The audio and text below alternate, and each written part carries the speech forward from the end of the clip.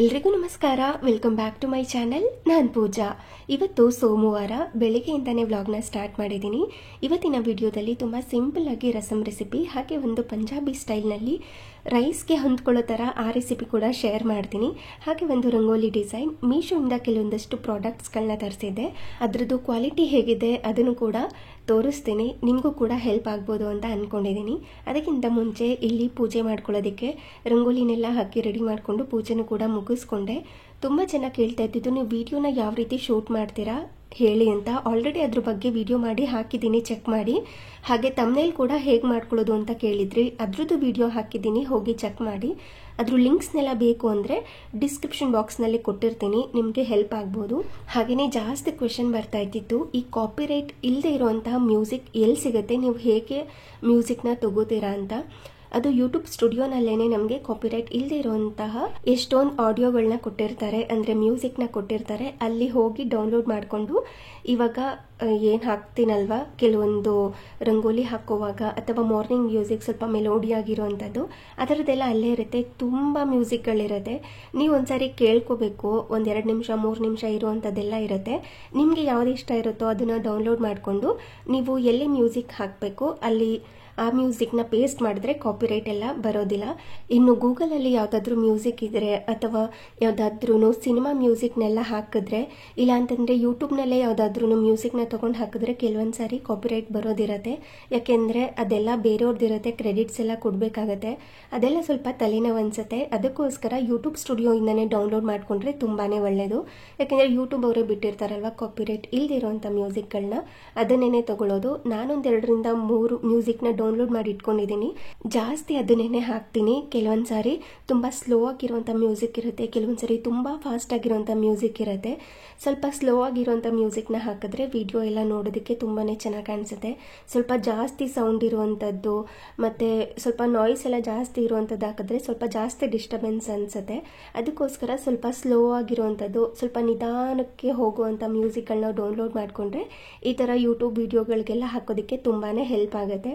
YouTube ಸ್ಟುಡಿಯೋಲಿ ಹೋಗಿ ನೀವು ಮ್ಯೂಸಿಕ್ನ download ಮಾಡಿಕೊಂಡು ವಿಡಿಯೋಗಳಿಗೆಲ್ಲ ಅಪ್ಲೋಡ್ ಮಾಡ್ಬೋದು, ಏನೂ ತೊಂದರೆ ಆಗೋದಿಲ್ಲ. ತುಂಬ ಜನಕ್ಕೆ ಇದ್ರ ಬಗ್ಗೆ ಡೌಟ್ ಇತ್ತು, ತುಂಬ ಜನ ಮೆಸೇಜ್ ಮಾಡಿ ಕೂಡ ಕೇಳಿದ್ರಿ. ಸೊ ಹಾಗಾಗಿ ಈ ಡೌಟ್ನ ಇಲ್ಲಿಗೆ ಕ್ಲಿಯರ್ ಮಾಡಿದ್ದೀನಿ. ಹಾಗೆಯೇ ಬೆಳಗಿನ ತಿಂಡಿಗೆ ಅವಲಕ್ಕಿ ಉಪ್ಪಿಟ್ಟನ್ನ ಮಾಡಿದ್ದೆ. ಪೂಜೆನೂ ಕೂಡ ಮುಗಿಸ್ಕೊಂಡು ಬ್ರೇಕ್ಫಾಸ್ಟ್ ಎಲ್ಲ ಮುಗಿಸ್ಕೊಂಡು ಸ್ವಲ್ಪ ರೆಸ್ಟ್ ಮಾಡ್ತಾ ಇದ್ವಿ. ಇವತ್ತು ತುಂಬ ಅಂದರೆ ತುಂಬಾ ಮೋಡ, ಬಟ್ಟೆ ವಾಶ್ ಮಾಡಬೇಕು ಅಂತ ಅಂದ್ಕೊಂಡಿದ್ದೆ, ಅದು ಕೂಡ ಆಗಲಿಲ್ಲ. ಇವಾಗ ಮಳೆಗಾಲ ಸ್ಟಾರ್ಟ್ ಆಗಿರೋದ್ರಿಂದ ಬಟ್ಟೆ ಒಣಗಿಸೋದೇ ಒಂದು ದೊಡ್ಡ ಟಾಸ್ಕ್ ಥರ ಆಗೋಗ್ಬಿಟ್ಟಿದೆ. ನೋಡ್ತಾ ಇದ್ದೆ ಸ್ವಲ್ಪನಾದರೂ ಬಿಸಿಲು ಬರುತ್ತಾ ಅಂತ, ಬರಲೇ ಇಲ್ಲ. ಕೊನೆಗೆ ಇವತ್ತು ಬಟ್ಟೆನೂ ಕೂಡ ಹಾಕಲಿಲ್ಲ ವಾಶ್ ಮಾಡೋದಕ್ಕೆ. ಆದಷ್ಟು ಈ ಮಳೆಗಾಲದಲ್ಲಿ ಅವತ್ತಿನ ಬಟ್ಟೆನ ಅವತ್ತೇ ವಾಶ್ ಮಾಡ್ಕೊಂಡ್ಬಿಟ್ರೆ ತುಂಬಾ ಒಳ್ಳೆಯದು. ಸ್ವಲ್ಪ ಜಾಸ್ತಿ ಎಲ್ಲ ಬಟ್ಟೆ ಇಟ್ಕೊಂಡ್ಬಿಟ್ರೆ ಎಲ್ಲ ಬಟ್ಟೆಗಳು ಒಣಗೋದಕ್ಕೆ ತುಂಬ ಕಷ್ಟ ಆಗುತ್ತೆ. ಅದಕ್ಕೋಸ್ಕರ ಅವಾಗಲೇ ವಾಶ್ ಮಾಡ್ಕೊಳ್ಳೋದಕ್ಕೆ ಟ್ರೈ ಮಾಡ್ತೀನಿ. ಹಾಗೆಯೇ ನೆನೆ ಕಟ್ ಮಾಡಿದಂಥ ಕೇಕ್ ಕೂಡ ಮಿಕ್ಕೊಂಡಿತ್ತಲ್ವ, ಅದನ್ನು ಕುತ್ಕೊಂಡು ತಿಂತಾ ಇದ್ದೀನಿ ಆರಾಮಾಗಿ. ನಮ್ಮ ಮನೆಯವ್ರು ಬೈತಾ ಇದ್ರು, ಗಂಟ್ಲು ಇನ್ನೂ ಸರಿ ಹೋಗಿಲ್ಲ ಆದರೂ ಕೇಕ್ ತಿನ್ನೋದು ಮಾತ್ರ ಬಿಡೋದಿಲ್ಲ ಅಂತ. ಸುಮ್ಮನೆ ಇನ್ನು ವೇಸ್ಟ್ ಆಗುತ್ತೆ, ಅದ್ರ ಬದಲು ತಿನ್ನೋದು ವಾಸಿ. ಸ್ವಲ್ಪ ಫ್ರಿಜ್ನಲ್ಲಿ ಹಾಗೆ ಇಟ್ಟರೆ ಆ ಮಾಯ್ಶ್ಚರ್ ಎಲ್ಲ ಇರುತ್ತಲ್ವ, ಕೇಕ್ ಸಾಫ್ಟ್ನೆಸ್ ಎಲ್ಲ ಅದೆಲ್ಲ ಹೋಗಿಬಿಡುತ್ತೆ. ಅದಕ್ಕೆ ಆದಷ್ಟು ಬೇಗ ಖಾಲಿ ಮಾಡಿಕೊಂಡ್ರೆ ಒಳ್ಳೆಯದು ಅಂತ ತಿಂದು ಖಾಲಿ ಮಾಡ್ತಾ ಇದ್ದೀನಿ. ಹಾಗೆಯೇ ಮಧ್ಯಾಹ್ನ ಲಂಚ್ಗೋಸ್ಕರ ಸ್ವಲ್ಪ ಡಿಫ್ರೆಂಟ್ ಆಗಿರಲಿ ಅಂತ ಪಂಜಾಬಿ ರೆಸಿಪಿ ಇದು, ಕಡಿ ಪಕೋರಾ ಅಂತ. ತುಂಬ ಸಿಂಪಲ್ ಮಾಡ್ಕೊಳ್ಳೋದು. ನನಗಂತೂ ತುಂಬ ಇಷ್ಟ ಆಗುತ್ತೆ ಈ ಥರ ಏನಾದ್ರೂ ಡಿಫ್ರೆಂಟ್ ಆಗಿದ್ದರೆ. ಆ ರೆಸಿಪಿನ ಇವತ್ತಿನ ವಿಡಿಯೋದಲ್ಲಿ ಶೇರ್ ಮಾಡ್ತಾ ಇದ್ದೀನಿ. ನನ್ನ ಹಸ್ಬೆಂಡ್ಗೆ ಅಷ್ಟೊಂದು ಇಷ್ಟ ಆಗೋದಿಲ್ಲ, ಓಕೆ ಥರ, ಬಟ್ ನನಗಿದು ತುಂಬ ಇಷ್ಟ ಆಗುತ್ತೆ. ಅದಕ್ಕೆ ಇಲ್ಲಿ ಒಂದು ದೊಡ್ಡ ಕಡಾಯಿ, ಸ್ವಲ್ಪ ಹೆವಿ ಬಾಟಮ್ ಇರುವಂಥದ್ದನ್ನು ಇಟ್ಕೊಂಡಿದ್ದೀನಿ. ಅದಕ್ಕೆ ಸ್ವಲ್ಪ ಮೊಸರನ್ನ ಹಾಕಿ ಸ್ವಲ್ಪ ಶುಂಠಿನ ಸಿಪ್ಪೆ ತೆಗೆದು ಈ ರೀತಿ ತುರಿದು ಸೇರಿಸ್ಕೊಂಡಿದ್ದೀನಿ. ಹಾಗೆಯೇ ಸ್ವಲ್ಪ ಬೆಳ್ಳುಳ್ಳಿ, 4-5 ಎಷ್ಟಲಷ್ಟು ಚಿಕ್ಕ ಚಿಕ್ಕ ಬೆಳ್ಳುಳ್ಳಿನ ಸಿಪ್ಪೆ ತೆಗೆದು ಇದನ್ನು ಕೂಡ ಈ ರೀತಿ ಕ್ರಷ್ ಮಾಡಿಕೊಂಡು ತುರಿದು ಕೂಡ ಸೇರಿಸ್ಕೋಬೋದು. ಇಲ್ಲಾಂದರೆ ಈ ರೀತಿ ಕ್ರಷ್ ಮಾಡಿಕೊಂಡು ಸೇರಿಸ್ಕೋಬೇಕು. ಟೇಸ್ಟ್ ತುಂಬ ಚೆನ್ನಾಗಿರುತ್ತೆ ಎರಡನ್ನೂ ಕೂಡ ಹಾಕ್ಕೊಳ್ಳೋದ್ರಿಂದ. ಇದನ್ನು ಒಬ್ಬೊಬ್ಬರು ಒಂದೊಂದು ಥರ ಮಾಡ್ತಾರೆ, ನಾನು ಯಾವ ರೀತಿ ಮಾಡ್ತೀನಿ ಅಂತ ತೋರಿಸ್ತೀನಿ. ಇದರದ್ದು ಪ್ರಾಪರ್ ರೆಸಿಪಿ ಬೇಕು ಅಂತಂದರೆ ನೀವು ಯೂಟ್ಯೂಬ್ ಚಾನಲ್ನ ಚೆಕ್ ಮಾಡಿದ್ರೆ ಕಡಿ ಪಕೋರಾ ಅಂತ, ಅದರಲ್ಲಿ ನಿಮಗೆ ಪ್ರಾಪರಾಗಿ ಪಂಜಾಬಿಯವ್ರು ಯಾರಾದರೂ ಮಾಡಿದರೆ ಗೊತ್ತಾಗಿರುತ್ತೆ. ಅಂದರೆ ಸಿಗುತ್ತೆ ರೆಸಿಪೀಸ್ ಎಲ್ಲ, ಮನೆಯಲ್ಲಿ ಒಂದ್ಸಾರಿ ಟ್ರೈ ಮಾಡಿ. ಇವಾಗ ಹಸಿಮೆಣಸಿನಕಾಯಿನ ಹಾಕಿದ್ಮೇಲೆ ಇದಕ್ಕೆ 1-2 ಸ್ಪೂನಷ್ಟು, ದೊಡ್ಡ ಸ್ಪೂನಲ್ಲಾದರೆ 2 ಸ್ಪೂನಷ್ಟು, ಚಿಕ್ಕ ಸ್ಪೂನಲ್ಲಾದರೆ 3 ಸ್ಪೂನಷ್ಟು ಕಡಲೆ ಹಿಟ್ಟನ್ನು ಹಾಕಿ ಅದಕ್ಕೆ ಸ್ವಲ್ಪ ಅರಿಶಿನ ಪುಡಿನ ಸೇರಿಸ್ಕೊಂಡಿದ್ದೀನಿ. ಹಾಗೆ ಸ್ವಲ್ಪ ಅಚ್ಕಾರದ ಪುಡಿನ ಹಾಕಿ, ಹಾಗೆ ಸ್ವಲ್ಪ ಧನಿಯಾ ಪುಡಿ, ಸ್ವಲ್ಪ ಮಾತ್ರ ಜೀರಿಗೆ ಪುಡಿನ ಸೇರಿಸಿ, ರುಚಿಗೆ ತಕ್ಕಷ್ಟು ಉಪ್ಪನ್ನ ಸೇರಿಸಿ ಇದನ್ನು ಚೆನ್ನಾಗಿ 1 ಗಂಟೆಲ್ದಂಗೆ ಮಿಕ್ಸ್ ಮಾಡ್ಕೋಬೇಕು. ಹಾಕೊಂಡಿರುವಂಥ ಮಸಾಲೆ, ಮೊಸರು, ಹಾಗೆಯೇ ಈ ಕಡಲೆ ಹಿಟ್ಟು ಎಲ್ಲವೂ ಕೂಡ ಚೆನ್ನಾಗಿ ಹೊಂದ್ಕೋಬೇಕು. ಆ ರೀತಿ ಮಿಕ್ಸ್ ಮಾಡಿಕೊಂಡು ಅದಕ್ಕೆ 1-2 ಕಪ್ನಷ್ಟು ನೀರನ್ನು ಸೇರಿಸಿ, ಹಾಗೆ ಅದಕ್ಕೆ ಸ್ವಲ್ಪ ಕರಿಬೇವಿನ ಸೊಪ್ಪನ್ನು ಹಾಕಿ ಇದನ್ನು ಸಿಮ್ನಲ್ಲಿ ಇಟ್ಕೊಂಡು ಇದನ್ನು ಕುದಿಸ್ಕೋಬೇಕು. ಇದು ಕುದಿಯೋಷ್ಟರಲ್ಲಿ ಸೈಡಲ್ಲಿ ಎಣ್ಣೆನೂ ಕೂಡ ಕಾಯಲಿಕ್ಕೆ ಇಟ್ಕೊಂಡಿದ್ದೆ. ಹಾಗೆ ಇನ್ನೊಂದು ಮಿಕ್ಸಿಂಗ್ ಬೌಲ್ಗೆ ಸ್ವಲ್ಪ ಕಡಲೆ ಹಿಟ್ಟನ್ನು ಹಾಕಿ, ಅಂದರೆ ಇದು ಪಕೋಡ ಮಾಡ್ಕೊಳ್ಳೋದಕ್ಕೆ ಅಂತ, ಅದಕ್ಕೆ ಸ್ವಲ್ಪ ಕರಿಬೇವಿನ ಸೊಪ್ಪನ್ನ ಈ ರೀತಿ ಕ್ರಷ್ ಮಾಡ್ಕೊಂಡು ಸೇರಿಸ್ಕೊತಾ ಇದ್ದೀನಿ. ಹಾಗೆ ಸ್ವಲ್ಪ ಪುದೀನ ಸೊಪ್ಪು ಇದ್ರೆ ಕೊತ್ತಂಬರಿ ಸೊಪ್ಪನ್ನು ಕೂಡ ಹಾಕ್ಕೊಳ್ಳಿ, ತುಂಬ ಚೆನ್ನಾಗಿರುತ್ತೆ. ಮನೆಯಲ್ಲಿ ಇರಲಿಲ್ಲ ಹಾಗಾಗಿ ಹಾಕ್ಕೊಂಡಿಲ್ಲ. ನಂತರ ಸ್ವಲ್ಪ ಕಸೂರಿ ಮೇಥಿ, ರುಚಿಗೆ ತಕ್ಕಷ್ಟು ಉಪ್ಪು, ಚಿಟಿಕೆಯಷ್ಟು ಹಿಂಗನ್ನು ಹಾಕಿ ಇದಕ್ಕೂ ಕೂಡ ಸ್ವಲ್ಪ ಸ್ಪೈಸಸ್ನೆಲ್ಲ ಆ್ಯಡ್ ಮಾಡ್ಕೋಬೇಕು. ಇದಕ್ಕೆ ಸ್ವಲ್ಪ ಅರಿಶಿನ ಪುಡಿನ ಹಾಕ್ಕೊಂಡಿದ್ದೀನಿ, ಹಾಗೆ ಸ್ವಲ್ಪ ಅಚ್ಕಾರದ ಪುಡಿ, ಹಾಗೆ ಸ್ವಲ್ಪ ಧನಿಯಾ ಪುಡಿ, ಹಾಗೆಯೇ ಸ್ವಲ್ಪ ನಿಂಬೆಹಣ್ಣಿನ ರಸನ ಸೇರಿಸ್ಕೋಬೇಕು. ನಿಂಬೆಹಣ್ಣಿನ ರಸನ ಹಾಕ್ಕೊಳ್ಳೋದ್ರಿಂದ ಈ ಪಕೋಡ ತುಂಬ ಅಂದರೆ ತುಂಬಾ ಟೇಸ್ಟಿಯಾಗಿ ಬರುತ್ತೆ. ಇದನ್ನು ಚೆನ್ನಾಗಿ ಮಿಕ್ಸ್ ಮಾಡ್ಕೋಬೇಕು. ಮಧ್ಯದಲ್ಲಿ ಚಿಟಿಕೆಯಷ್ಟು ಅಡುಗೆ ಸೋಡಾನ ಹಾಕಿ ಇನ್ನೊಮ್ಮೆ ಚೆನ್ನಾಗಿ ಇದನ್ನು ಮಿಕ್ಸ್ ಮಾಡ್ಕೊಳ್ಳೋದು. ನಂತರ ಸ್ವಲ್ಪನೇ ನೀರನ್ನು ಹಾಕಿ ನಾರ್ಮಲ್ ಆಗಿ ಬೋಂಡ ಹಿಟ್ಟನ್ನು ಕಲಿಸ್ಕೋತೀವಲ್ವ ಅದೇ ರೀತಿ ಕಲಿಸ್ಕೊಳ್ಳೋದು. ನಾರ್ಮಲ್ ಆಗಿ ಬೋಂಡಾಗೆ ಸ್ವಲ್ಪ ಈರುಳ್ಳಿನೆಲ್ಲ ಸೇರಿಸ್ಕೋತೀವಿ, ಅದನ್ನೆಲ್ಲ ಸ್ಕಿಪ್ ಮಾಡಿಕೊಂಡು ಈ ಇಂಗ್ರೀಡಿಯೆಂಟ್ಸ್ನೆಲ್ಲ ಹಾಕಿ ಮಿಕ್ಸ್ ಮಾಡ್ಕೊಳ್ಳೋದು. ತೀರಾ ತೆಳುವಾಗಿ ಮಿಕ್ಸ್ ಮಾಡ್ಕೋಬಾರ್ದು, ನಾರ್ಮಲ್ ಆಗಿ ಬೋಂಡ ಮಾಡ್ಕೋತೀವಲ್ವ ಅದೇ ರೀತಿ ಮಿಕ್ಸ್ ಮಾಡ್ಕೊಳ್ಳೋದು. ಅಷ್ಟರಲ್ಲಿ ಎಣ್ಣೆ ಕೂಡ ಕಾದಿರುತ್ತೆ. ಸೈಡಲ್ಲಿ ನಾವು ಮೊಸರನ್ನೆಲ್ಲ ಮಿಕ್ಸ್ ಮಾಡಿ ಇಟ್ಕೊಂಡಿದ್ವಲ್ವ ಅದು ಕೂಡ ಕುದೀತಾ ಇರುತ್ತೆ. ಉಪ್ಪು ಖಾರ ಸರಿಯಾಗಿದೆಯಾ ಅಂತ ನೋಡಿಕೊಂಡು ಇವಾಗ ಎಣ್ಣೆಯಲ್ಲಿ ಸ್ವಲ್ಪನೇ ಹಾಕ್ಕೋತಾ ಇದ್ದೀನಿ. ಆದಷ್ಟು ಚಿಕ್ಕದಾಗಿ ಮಾಡಿಕೊಂಡ್ರೆ ಚೆನ್ನಾಗಿರುತ್ತೆ, ಅಂದರೆ ಒಳಗಡೆ ಎಲ್ಲ ತುಂಬ ಚೆನ್ನಾಗಿ ಬೆಂದಿರುತ್ತೆ, ಕ್ರಿಸ್ಪಿಯಾಗಿ ಇರುತ್ತೆ ಅಂತ. ಬೇಕು ಅಂದರೆ ದೊಡ್ಡದಾಗಿ ಬೋಂಡ ಥರ ಕೂಡ ಮಾಡ್ಕೋಬೋದು. ಇದನ್ನು ನಾವು ಆ ಸಾಂಬಾರು ಒಳಗಡೆ ಹಾಕ್ಕೋಬೇಕು. ಇದನ್ನು ಅದರೊಳಗಡೆ ಹಾಕಿದಾಗ ಅದರಲ್ಲಿರುವಂತಹ ನೀರಿನಂಶ ಎಲ್ಲ ಹೀರ್ಕೊಂಡು ಇದು ಇನ್ನೂ ದಪ್ಪ ಆಗಿಬಿಡತ್ತೆ. ಅದಕ್ಕೋಸ್ಕರ ಆದಷ್ಟು ಚಿಕ್ಕದಾಗಿ ಮಾಡಿಕೊಂಡ್ರೆ ಒಳ್ಳೆಯದು. ಕೈಯಿಂದನಾದ್ರೂ ಮಾಡ್ಕೋಬೋದು, ಇಲ್ಲಾಂದರೆ ಈ ರೀತಿ ಸ್ಪೂನಿಂದನಾದ್ರೂ ಕೂಡ ಮಾಡ್ಕೋಬೋದು. ಮೊದಲದು ಸ್ವಲ್ಪ ದಪ್ಪನೇ ಆಯಿತು, ಹಾಗಾಗಿ ಕೈಯಿಂದನೇ ಈ ರೀತಿ ಸ್ವಲ್ಪ ಸಣ್ಣದಾಗಿ ಚಿಕ್ಕ ಗೋಲಿ ಥರ ಹಾಕಿ ಫ್ರೈ ಮಾಡ್ಕೋತಾ ಇದ್ದೀನಿ. ಇದನ್ನೆಲ್ಲ ಫ್ರೈ ಮಾಡ್ಕೊಳ್ಳೋ ಅಷ್ಟರಲ್ಲಿ ಸಾಂಬಾರ್ ಅಂದರೆ ಸೈಡಲ್ಲಿ ಕುದಿಲಿಕ್ಕೆ ಇಟ್ಕೊಂಡಿದ್ವಲ್ವ ಅದು ಚೆನ್ನಾಗಿ ಕುದಿಲಿಕ್ಕೆ ಸ್ಟಾರ್ಟ್ ಆಗಿರುತ್ತೆ. ಹಾಗೆ ಮಿಕ್ಕೊಂಡಿರುವಂಥ ಹಿಟ್ಟಿಗೆ ಸ್ವಲ್ಪ ಈರುಳ್ಳಿನ ಹಾಕಿ ಸೈಡಲ್ಲಿ ನೆಂಚ್ಕೊಳ್ಳೋದಕ್ಕೆ ಪಕೋಡ ಥರ ಮಾಡ್ಕೋತಾ ಇದ್ದೀನಿ, ಅಂದರೆ ಈರುಳ್ಳಿ ಪಕೋಡ ಥರ. ಇಷ್ಟು ಸಾಕಾಗುತ್ತೆ ಅಷ್ಟು ಸಾಂಬಾರ್ಗೆ. ಇದು 1 ಟೈಮ್ಗೆ ಅಷ್ಟೇ ಮಾಡ್ತಾ ಇರೋದು. ಇದನ್ನು ಮಾಡಿದ ತಕ್ಷಣ ತಿನ್ಕೊಂಡ್ರೆ ತುಂಬಾ ಚೆನ್ನಾಗಿರುತ್ತೆ. ಇಲ್ಲಾಂದರೆ ಇದು ನೆಂದು ಫುಲ್ ಸಾಫ್ಟ್ ಆಗಿಬಿಡುತ್ತೆ, ಆಗ ಅಷ್ಟೊಂದು ಚೆನ್ನಾಗಿರೋದಿಲ್ಲ. ಬಿಸಿಯಾಗಿ ಪಕೋಡನ ಸಾಂಬಾರೊಳಗಡೆ ಹಾಕಿದ ತಕ್ಷಣ ಅನ್ನಕ್ಕೆ ಹಾಕೊಂಡು ತಿಂತಾ ಇರಬೇಕು, ಅವಾಗಲೇ ಚೆಂದ. ಅದು ನೋಡಿ ಈ ರೀತಿ ಕ್ರಿಸ್ಪಿಯಾಗಿ ರೆಡಿಯಾಗಿರುತ್ತೆ. ಈ ಥರ ರೆಡಿ ಮಾಡಿಕೊಂಡ್ರೆ ತುಂಬಾ ಟೇಸ್ಟಿಯಾಗಿರುತ್ತೆ. ಹಾಗೆ ಇಲ್ಲಿ ಕುದೀತಾ ಇದೆ ಅಲ್ವಾ, ಈ ಹಂತದಲ್ಲಿ ಇದಕ್ಕೆ ರೆಡಿ ಮಾಡಿಟ್ಕೊಂಡಿರುವಂತಹ ಈ ಸಣ್ಣ ಬೋಂಡ ಏನಿದೆ ಪಕೋಡ ಅದನ್ನು ಇದರೊಳಗಡೆ ಹಾಕಿ ಫ್ಲೇಮ್ನ ಆಫ್ ಮಾಡ್ಕೋಬೇಕು. ಆಲ್ರೆಡಿ ಹಸಿ ವಾಸನೆ ಎಲ್ಲ ಹೋಗಿರುತ್ತೆ. ಇನ್ನು ಇದಕ್ಕೆ ಒಗ್ಗರಣೆ ಕೊಟ್ಕೊಳ್ಳೋದು ಅಷ್ಟೇ. ಒಗ್ಗರಣೆಗೂ ಜಾಸ್ತಿ ಏನೂ ಇಲ್ಲ, ಸಿಂಪಲ್ ಆಗಿ ಒಗ್ಗರಣೆ ಹಾಕ್ಕೊಳ್ಳೋದು. ಒಗ್ಗರಣೆ ಪಾತ್ರೆಗೆ ಸ್ವಲ್ಪ ಎಣ್ಣೆನ ಹಾಕಿ ಅದು ಕಾದದ ನಂತರ ಸಾಸಿವೆನ ಹಾಕಿ ಸಿಡ್ದಿದ ಮೇಲೆ ಸ್ವಲ್ಪ ಕರಿಬೇವಿನ ಸೊಪ್ಪು, ಒಣಗಿರುವಂತಹ ಮೆಣಸಿನಕಾಯಿನ ಹಾಕಿ ಒಗ್ಗರಣೆ ಕೊಟ್ಕೊಂಡ್ರೆ ಈ ಕಡಿ ಪಕೋಡ ರೆಡಿಯಾಗಿರುತ್ತೆ. ಬಿಸಿ ಅನ್ನಕ್ಕೆ ಇದನ್ನು ಹಾಕೊಂಡು ತಿಂತಾ ಇದ್ರೆ ಎಷ್ಟು ಚೆನ್ನಾಗಿರೋದು ಗೊತ್ತಾ. ನೆಂಚ್ಕೊಳ್ಳೋಕೆ ಸೈಡಲ್ಲಿ ಹಪ್ಪಳ ಅಥವಾ ಇನ್ಯಾವುದಾದ್ರೂ ಸೈಡ್ ಡಿಶ್ ಇದ್ದರೆ ಇನ್ನೂ ರುಚಿಯಾಗಿರುತ್ತೆ. ನೋಡಿ ಇಷ್ಟೇ ಸಿಂಪಲ್ ಮಾಡ್ಕೊಳ್ಳೋದು. ಒಂದು 10-15 ನಿಮಿಷ ಇದ್ದರೆ ರೆಡಿಯಾಗೋಗ್ಬಿಡುತ್ತೆ ಇದು. ಸಾಂಬಾರ್ ಮತ್ತು ಈ ಚಪಾತಿ ಜೊತೆ ಏನಾದ್ರೂ ತಿಂದು ಬೋರ್ ಆಗಿದ್ರೆ ಈ ರೀತಿ ಸ್ವಲ್ಪ ಡಿಫ್ರೆಂಟಾಗಿ ಟ್ರೈ ಮಾಡಿ. ಬಟ್ ನಾನು ಮೊದಲೇ ಹೇಳ್ದಾಗೆ ಇದನ್ನು ಇನ್ಸ್ಟೆಂಟಾಗಿ ಮಾಡ್ಕೊಂಡು ತಿನ್ನಬೇಕು. ಅದನ್ನು ನೀವೇನಾದ್ರೂ ಸ್ವಲ್ಪ ಹೊತ್ತು ಹಾಗೆ ಬಿಟ್ಟರೆ ಈ ಸಾಂಬಾರಲ್ಲಿ ಈ ಪಕೋಡ ಎಲ್ಲ ನೆಂದೋಗ್ಬಿಡುತ್ತೆ. ಈ ನೀರಿನಂಶ ಏನಿದೆ ಅಲ್ವಾ ತೆಳ್ಳಗೆ, ಅದೆಲ್ಲ ಹೀರ್ಕೊಂಡು ಗಟ್ಟಿಯಾಗಿಬಿಡುತ್ತೆ. ಅದಕ್ಕೋಸ್ಕರ ಇನ್ಸ್ಟೆಂಟಾಗಿ ಮಾಡ್ಕೊಂಡು ತಿಂದರೆ ಇನ್ನೂ ರುಚಿಯಾಗಿರುತ್ತೆ. ಹಾಗೆಯೇ ಲಂಚ್ ಎಲ್ಲ ಮುಗಿಸ್ಕೊಂಡು ಸ್ವಲ್ಪ ಮೀಶೋಯಿಂದ ಕೆಲವೊಂದಷ್ಟು ಪ್ರಾಡಕ್ಟ್ಸ್ಗಳನ್ನ ಆರ್ಡರ್ ಮಾಡಿದ್ದೆ. ಅದೆಲ್ಲವೂ ಕೂಡ ಬಂದಿತ್ತು, ಅದನ್ನು ಚೆಕ್ ಮಾಡ್ಕೋತಾ ಇದ್ದೀನಿ. ಸ್ವಲ್ಪ ಫ್ರಿಡ್ಜ್ ಆರ್ಗನೈಸರ್ ಕೂಡ ಬೇಕಾಗಿತ್ತು. ಆಲ್ರೆಡಿ ಒಂದು ಸೆಟ್ ಆಫ್ 6ನ ತರಿಸಿದ್ದೆ, ಇನ್ನೂ ಸ್ವಲ್ಪ ಬೇಕಾಗಿತ್ತು ಅಂತ ಆರ್ಡರ್ ಮಾಡಿದ್ದೆ. ಇದ್ರ ಲಿಂಕ್ಸ್ನೆಲ್ಲ ನಾನು ಡಿಸ್ಕ್ರಿಪ್ಷನ್ ಬಾಕ್ಸ್ನಲ್ಲಿ ಕೊಟ್ಟಿರ್ತೀನಿ. ಡಿಸ್ಕ್ರಿಪ್ಷನ್ ಬಾಕ್ಸ್ ಕೊನೆಯಲ್ಲಿ ಇರುತ್ತೆ, ಹೋಗಿ ಚೆಕ್ ಮಾಡ್ಕೊಳ್ಳಿ. ಕ್ವಾಲಿಟಿ ತುಂಬ ಇಷ್ಟ ಆಗಿತ್ತು ನನಗೆ, ತುಂಬ ಚೆನ್ನಾಗಿದೆ. ನಾನು ಮೊದಲು ಯಾವ ತರಿಸಿದೆ ಇವಾಗಲೂ ಕೂಡ ಅದನ್ನೇ ತರಿಸಿದ್ದೀನಿ. ಇದು ಕೂಡ ಸೆಟ್ ಆಫ್ 6 ಇರೋದು, ಅಂದರೆ 6 ಬಾಕ್ಸಸ್ ಮತ್ತು 6 ಲಿಡ್ ಇರುತ್ತೆ. ಹಾಗೆ ಒಳಗಡೆ ಈ ರೀತಿ ವೈಟ್ ಕಲರ್ ಇರುವಂಥದ್ದು ಸ್ಟ್ರೈನರ್ನ ಕೊಟ್ಟಿರ್ತಾರೆ, ಅಂದರೆ ನೀರಿನ ಅಂಶ ಕೆಳಗಡೆ ಹೋಗಿ ಸ್ಟೋರ್ ಆಗಿರಲಿ ಮತ್ತು ತರಕಾರಿಗೆಲ್ಲ ನೀರಿನ ಅಂಶ ಇಟ್ಕೋಬಾರ್ದು ಅಂತ ಈ ಥರದ್ದು ವೈಟ್ ಕಲರ್ದೊಂದು ಕೊಟ್ಟಿರ್ತಾರೆ. ನನಗೆ ತುಂಬ ಇಷ್ಟ ಆಯಿತು. ಈ ಚಿಕ್ಕ ಚಿಕ್ಕ ಪುಟ್ಟ ತರಕಾರಿನೆಲ್ಲ ಸ್ಟೋರ್ ಮಾಡ್ಕೊಳ್ಳೋದಕ್ಕೆ ಈಸಿ ಆಗುತ್ತೆ ಮತ್ತು ಜಾಸ್ತಿ ಕ್ವಾಂಟಿಟಿಯಲ್ಲಿ ತರಕಾರಿನ ಹಾಕ್ಕೊಳ್ಳೋದಕ್ಕಾಗೋದಿಲ್ಲ. ಒಂದು 1/4 kg ಅಷ್ಟು ಸ್ಟೋರ್ ಮಾಡ್ಕೋಬೋದು. ಅಂದರೆ 1/4 kg ಬೆಂಡೆಕಾಯಿ, ತೊಂಡೆಕಾಯಿ, ಕ್ಯಾರೆಟ್, ಹಾಗೆ ಈ ಕ್ಯಾಪ್ಸಿಕಮ್ ಆಗಿರ್ಬೋದು ಮತ್ತು ಬದನೆಕಾಯಿ, ಬೀನ್ಸ್ ಈ ಥರದ್ದೆಲ್ಲ ಆರಾಮಾಗಿ ಸ್ಟೋರ್ ಮಾಡ್ಕೋಬೋದು. ತುಂಬ ದಿನಗಳ ಕಾಲ ಫ್ರೆಶ್ ಆಗೇ ಇರುತ್ತೆ ಅಂತ. ಮತ್ತು ಫ್ರಿಜ್ನು ಕೂಡ ತುಂಬ ನೀಟಾಗಿ ಆರ್ಗನೈಸ್ ಮಾಡ್ಕೋಬೋದು. ಮೆಸ್ಸಿಯಾಗಿ ಏನು ಅನ್ಸೋದಿಲ್ಲ, ತುಂಬ ನೀಟಾಗಿ ಕಾಣಿಸುತ್ತೆ. ಎಲ್ಲನೂ ಕೂಡ ಒಂದೇ ಥರ ಬಾಕ್ಸ್ನಲ್ಲಿ ಹಾಕಿ ಇಟ್ಕೊಂಡ್ರೆ ನೋಡೋದಕ್ಕೂ ಕೂಡ ತುಂಬ ಚೆನ್ನಾಗಿರುತ್ತೆ. ಅದನ್ನು ಎತ್ಕೊಂಡು ಬಳಸ್ಕೊಳ್ಳೋವಾಗ್ಲೂ ಕೂಡ ತುಂಬ ಚೆನ್ನಾಗಿರುತ್ತೆ ಅಂತ ಈ ಥರ ಬಾಕ್ಸಸ್ಗಳನ್ನ ತರಿಸ್ಕೊಂಡಿದ್ದೀನಿ. ಹಾಗೆ ಇದೊಂದು ಚಾಪಿಂಗ್ ಬೋರ್ಡ್, ಇದು ಕೂಡ ಈ ರೀತಿ ಕೊಟ್ಟಿದ್ದಾರೆ. ಒಂದು ಹ್ಯಾಂಡಲ್ ಥರ ಇದೆ, ಅದಕ್ಕೆ ಈ ಒಂದು ಸುತ್ತಲಿ ದಾರನ ಹಾಕಿ ಕೊಟ್ಟಿದ್ದಾರೆ ಹ್ಯಾಂಗ್ ಮಾಡ್ಕೊಳ್ಳೋದಕ್ಕೆ ಅಂತ. ಇದು ಕೂಡ ಕ್ವಾಲಿಟಿ ತುಂಬಾ ಚೆನ್ನಾಗಿತ್ತು. ಈ ಥರದೊಂದು ಚಾಪಿಂಗ್ ಬೋರ್ಡ್ ಬೇಕಾಗಿತ್ತು ನನಗೆ ಅಂತ ತರಿಸ್ಕೊಂಡಿದ್ದೆ. ಆಲ್ರೆಡಿ ಒಂದು ವುಡನ್ದಿದೆ, ಸ್ವಲ್ಪ ದೊಡ್ಡದಿರುವಂಥದ್ದು. ಈ ಥರ ಚಿಕ್ಕದು ಬೇಕಾಗಿತ್ತು ಸರ್ವಿಂಗ್ ಪರ್ಪಸ್ಗೋಸ್ಕರ. ಅಂದರೆ ಏನಾದರೂ ಅಡುಗೆ ಮಾಡಿದಾಗ ನನ್ನ ಇನ್ಸ್ಟಾಗ್ರಾಮ್ ಪೇಜ್ ಇದೆಲ್ಲ, ಅದಕ್ಕೆ ಸರ್ವ್ ಮಾಡ್ಕೊಳ್ಳೋದಕ್ಕೆ ಚೆನ್ನಾಗಿ ಕಾಣಿಸುತ್ತೆ ಅಂತ ತರಿಸ್ಕೊಂಡಿದ್ದೀನಿ. ಹಾಗೆಯೇ ಇದ್ರ ಜೊತೆ 4 ಕರ್ಟನ್ಸ್ ಕೂಡ ತರಿಸ್ಕೊಂಡಿದ್ದೆ. ವೈಟ್ ಕಲರೇ ಬೇಕಾಗಿತ್ತು ನನಗೆ. ಇದಕ್ಕೆ ಸ್ವಲ್ಪ ಏನಾದ್ರೂ DIY ಮಾಡ್ಕೊಳ್ಳೋಣ ಅಂತ ಸ್ವಲ್ಪ ಕಲರ್ಫುಲ್ಲಾಗಿ ಏನಾದ್ರೂ ಮಾಡಿ ಹಾಕೋಣ, ಚೆನ್ನಾಗಿ ಕಾಣಿಸುತ್ತೆ ಅಂತ ತರಿಸ್ಕೊಂಡಿದ್ದೀನಿ. ಬೇರೆ ಕಲರ್ಸ್ದು ತರಿಸ್ಕೋಬೇಕು ಅಂತ ಅಂದ್ಕೊಂಡಿದ್ದೆ. ಸ್ವಲ್ಪ ಜಾಸ್ತಿ ಬ್ರೈಟ್ ಆಗಿದ್ದರೆ, ಅಂದರೆ ಡಾರ್ಕ್ ಕಲರ್ ಇದ್ದರೆ ಅಷ್ಟೊಂದು ಚೆನ್ನಾಗಿ ಕಾಣೋದಿಲ್ಲ ಅಂತ ವೈಟ್ ಕಲರ್ನೇ ತರಿಸಿ ಇದಕ್ಕೆ ಸ್ವಲ್ಪ ಈ ಉಲ್ಲಂದು ಪಾಂಪಮ್ ಬರುತ್ತಲ್ವ ಅದನ್ನೆಲ್ಲ ಸ್ಟಿಕ್ ಮಾಡೋಣ, ಚೆನ್ನಾಗಿ ಕಾಣಿಸುತ್ತೆ ಅಂತ ತರಿಸ್ಕೊಂಡಿದ್ದೀನಿ.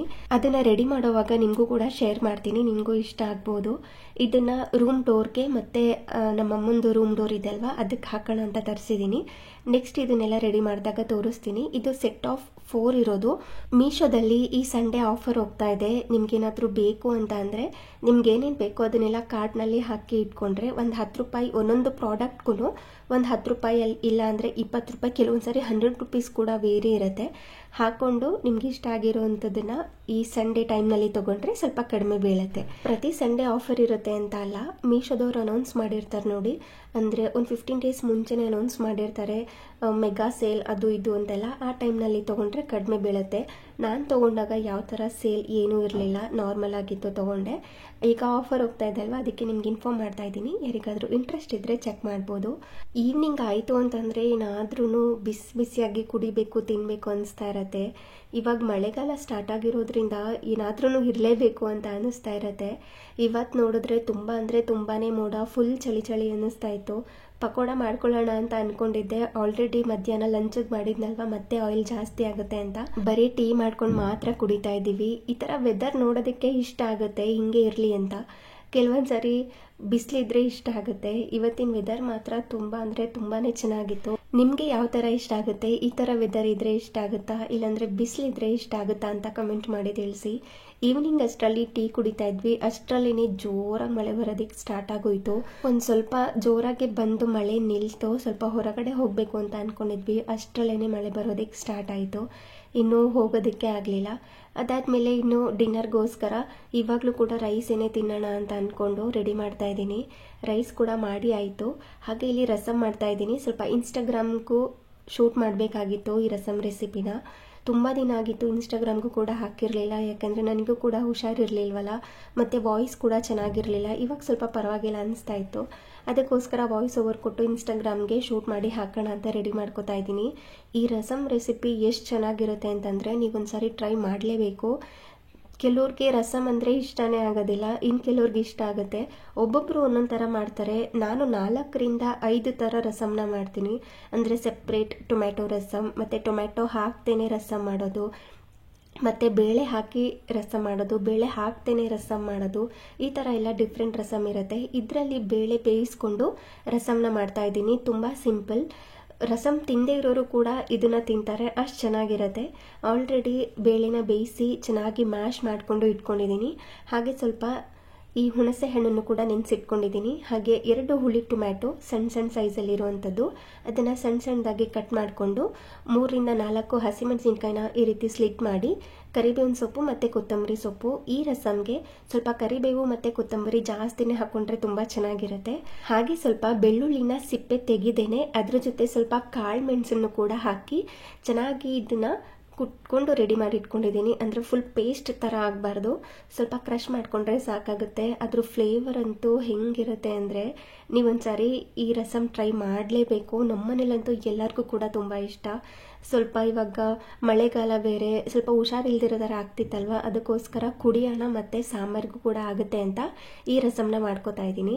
ಈ ಸೈಡ್ ಇನ್ನೊಂದು ಫೋನ್ನ ಇಟ್ಕೊಂಡು ಶೂಟ್ ಮಾಡ್ಕೋತಾ ಇದ್ದೀನಿ, ರಿಂಗ್ ಲೈಟ್ನೆಲ್ಲ ಇಟ್ಕೊಂಡು. ಹಾಗೆ ಇನ್ನೊಂದು ಸೈಡಲ್ಲಿ ಇನ್ನೊಂದು ಫೋನನ್ನು ಇಟ್ಟು ಈ ವಿಡಿಯೋನ ಶೂಟ್ ಮಾಡ್ತಾ ಇರೋದು. ಇವಾಗ ಒಂದು ಬಾಣಲಿನ ಬಿಸಿ ಮಾಡಲಿಕ್ಕೆ ಇಟ್ಕೊಂಡು, ಅಂದರೆ ಸ್ವಲ್ಪ ಹೆವಿ ಇರುವಂಥ ಕಡಾಯಿ ಇದು, ಅದಕ್ಕೆ ಸ್ವಲ್ಪ ಎಣ್ಣೆನ ಹಾಕಿ ಅದು ಕಾದಾದ ನಂತರ ಸಾಸಿವೆ, ಜೀರಿಗೆ, ಒಣಗಿರುವಂಥ ಮೆಣಸಿನ್ಕಾಯಿನ ಹಾಕಿ ಇದನ್ನು ಸಿಡಿಸ್ಕೋಬೇಕು. ನಂತರ ಇದಕ್ಕೆ ಸಣ್ಣದಾಗಿ ಕಟ್ ಮಾಡಿ ಇಟ್ಕೊಂಡಿರುವಂಥ ಟೊಮ್ಯಾಟೊ ಹಾಗೆ ಈ ಹಸಿ ಮೆಣಸಿನ್ಕಾಯಿನ ಸ್ಲಿಟ್ ಮಾಡಿ ಇಟ್ಕೊಂಡಿದ್ನಲ್ವ ಅದನ್ನು ಕೂಡ ಸೇರಿಸ್ಕೊಂಡಿದ್ದೀನಿ. ಹಾಗೆ ಅದಕ್ಕೇ ಸ್ವಲ್ಪ ಅರಿಶಿನ ಪುಡಿ ಹಾಗೆ ಸ್ವಲ್ಪ ಉಪ್ಪನ್ನು ಹಾಕಿ ಇದನ್ನು ಚೆನ್ನಾಗಿ ಮಿಕ್ಸ್ ಮಾಡ್ಕೋಬೇಕು. ಟೊಮ್ಯಾಟೊ ಎಲ್ಲ ಮ್ಯಾಶ್ ಆಗಬೇಕು, ಅಲ್ಲಿ ತನಕ ಇದನ್ನು ಮಿಕ್ಸ್ ಮಾಡಿಕೊಂಡು ಫ್ರೈ ಮಾಡ್ಕೋಬೇಕು. ರಸಮ್ ಸ್ವಲ್ಪ ಟ್ಯಾಂಗಿಯಾಗಿದ್ದರೆ ತುಂಬ ಚೆನ್ನಾಗಿರುತ್ತೆ, ಕುಡಿಯೋದಕ್ಕೂ ಕೂಡ ತುಂಬ ಚೆನ್ನಾಗಿರುತ್ತೆ, ಅನ್ನದ ಜೊತೆ ತಿನ್ನೋದಕ್ಕೂ ಕೂಡ ತುಂಬ ಚೆನ್ನಾಗಿರುತ್ತೆ ಅಂತ ಟೊಮ್ಯಾಟೊ ಮತ್ತು ಹುಣಸೆ ಹಣ್ಣಿನ ರಸ ಎರಡನ್ನೂ ಹಾಕ್ಕೊಂಡು ಮಾಡ್ಕೋತಾ ಇದ್ದೀನಿ. ಟೊಮ್ಯಾಟೊನ ಈ ರೀತಿ ಫ್ರೈ ಮಾಡ್ಕೋಬೇಕು. ನೋಡಿ, ಎಲ್ಲವೂ ಕೂಡ ಚೆನ್ನಾಗಿ ಹೊಂದ್ಕೊಂಡಿದೆ.